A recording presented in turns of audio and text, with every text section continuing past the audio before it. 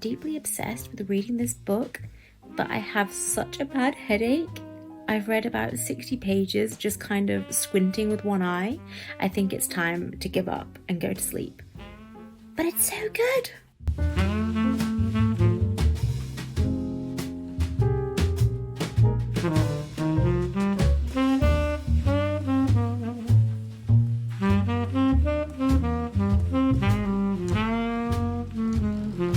I honestly cannot read this quick enough. I just need to know what happens.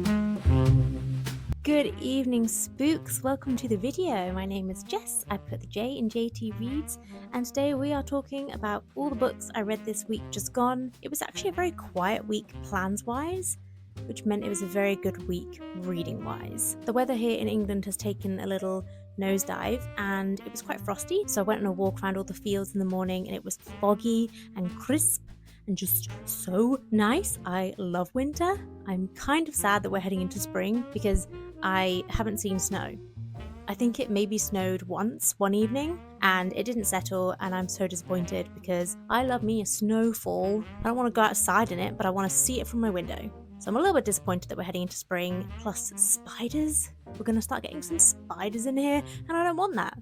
I didn't ask for that. I do have a cobweb on my top bookshelf, right in the corner, and I am just avoiding going in that corner. So unless the TBR jar sends me that way, I am safe from the spiders. Anyway, we have digressed.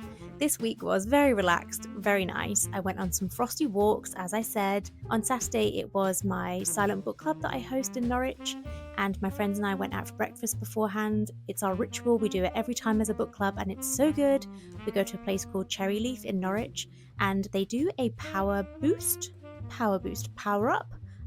breakfast, and it is yogurt. Bear with, please. There's a process. It's yogurt with loads and loads of nuts and seeds and berries, and then drizzled with honey, a little slice of banana, and it's just the presentation, right? The presentation is so good. Oh, well, you'll have already seen it. You will have seen the clip, hopefully, already, of what it looks like, and it just is so good. And even though we're in February, they are still doing a gingerbread latte. Now, I am not about cutting off gingerbread second it comes into January. No. Gingerbread is a lifestyle, thank you very much. I feel the way Lorelai feels about peppermint coffee. Peppermint coffee, is that what they drink? It's so gross. But anyway, Christmas is over, dear. Christmas is not over. Christmas is within our hearts forever. Let me drink my gingerbread latte in peace.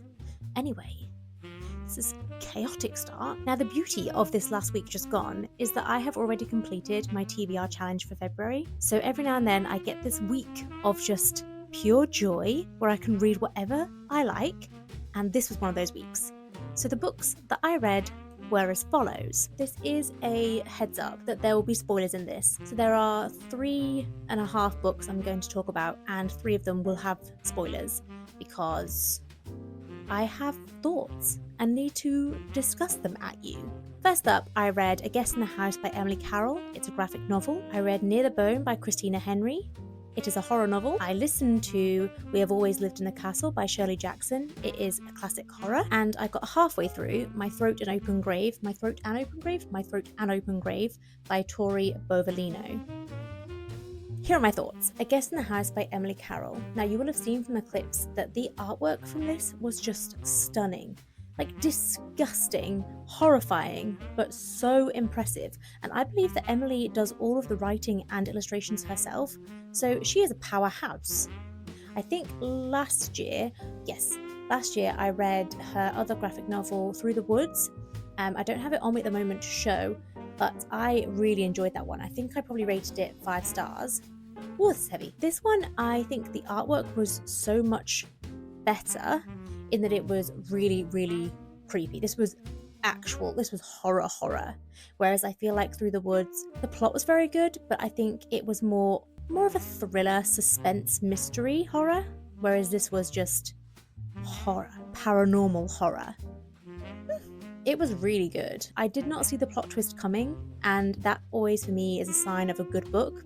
Not that I ever really see plot twists coming. I don't think I'm very aware when I'm reading, but I did not see this one coming and was shooketh, but the plot twist made it slightly less scary for me. So I love the trajectory, I love where we were going, but the ending I was a bit like, oh, okay, fine. Next up, I read Near the Bone by Christina Henry. I will go through the plot, my rating, and deep thoughts in my wrap-up video, but just to summarize my thoughts, this was very, very good. It was a thriller horror that had me turning the pages so quickly. I couldn't get enough of this. I so desperately wanted to know what happened and how it ended. And whilst some things were left unanswered, and I usually don't enjoy that, there was a certain aspect of it that I did enjoy that was left unanswered. That was a really bad sentence, but you get what I mean. So the creature, as you can see on the front, this is the creature. I don't know if the creature is real or not. And I quite like that I don't know that, because nobody has ever seen it. Sometimes our protagonist sees eyes in the woods, she can see the shape of it, but nobody has ever actually seen it. They see footprints, it does kill some people, so they see the effect of that. They see a claw, but no one actually ever sees it in its full form. To start with, I thought that perhaps the creature was a symbol of the protagonist's strength, her fight for survival, because nobody had seen it or could not see it at the time. Her husband, we'll get to that in the wrap-up video, was frightened of it. There was some suggestions of it early on. So on page 87, there's a quote that says, "She didn't need to see it to know that it was there." And because this novel is based on a woman who is, spoiler alert, captured and kept as a wife by this man, I get the sense that she didn't need to see her strength to know that it was still there within her. It's quite a powerful message, and that's what I took from it.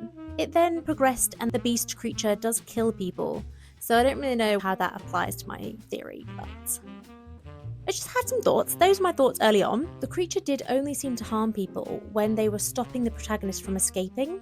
So if someone was holding her back, they would get killed. She does mention it at some point that the creature only targets people that are already injured. So that would support the theory that the creature is killing off people that are holding her back, slowing her down, and stopping her from getting off the mountain and away to safety. Because, spoiler alert again, at the end, as she is making her final bid for escape and she's seen a vehicle and she's going to get inside it and drive away, the creature's watching her leave. It's like, yeah, off you go. Thank you very much. Off you go to safety.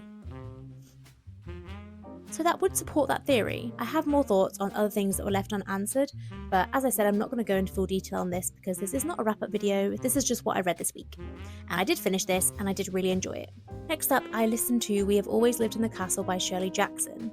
And I did really like this one. I don't think I'm a massive classic horror fan, but I do like when it is written by a woman. I think it just hits differently. Can't explain it, it's just the way it is. And I did prefer this one to The Haunting of Hill House. I think this one was more realistic in its conversations. The characters felt a bit more realistic, the dialogue was a bit more realistic. I found The Haunting of Hill House to be very clunky dialogue, the humour wasn't really there, and it was a lot of men trying to save women, whereas this one is, the women are sorting it out for themselves. And although this did have kind of a ending that fizzled out, I like that it was I'm not going to say happy ending, but it was just leave them alone to live in their castle by themselves. Leave them in peace. The villagers are scared of them and that works for them because they get to live their quiet lives in the village, in the garden, and I quite liked that for them. They seemed happy. So that's all that matters. I loved the plot twist. I did not see it coming. It gave me a few questions that I would have preferred to be answered a little bit. It didn't even give you food for thought as to why, spoiler alert, the girl killed her family. I couldn't even guess why. Honestly don't know. So I would like to have at least been given some ideas as to why that was. But otherwise, it was a good listen. The audiobook was very good quality, and I would be happy to pick another book of Shirley Jackson's up again. An honourable mention goes to My Throat an Open Grave. I have started reading this week, and I'm really enjoying it so far. I will say that it's not quite what I expected, but not in a bad way. So I was expecting gory extreme horror. I wouldn't say this is horror at all. There is a paranormal element to it and kind of a spooky woods element to it, but I would mostly say that it is a dark romance. But I will have more thoughts on that in another video coming soon. As always, thank you so much for tuning in. That's such a 90s radio reference, but thank you for taking the time out of your day to listen to my thoughts on the books I'm reading. There is no greater honour, and I am extremely grateful. If you have any recommendations, as always, please sprinkle them in the comments below. Please like and subscribe if you haven't already, if you enjoy my content and want me to put out more into the world. But mostly, just thank you so much for being here, for sharing this space with me. I hope you have lovely evenings, lovely days, wherever you are in the world. Thank you. Bye.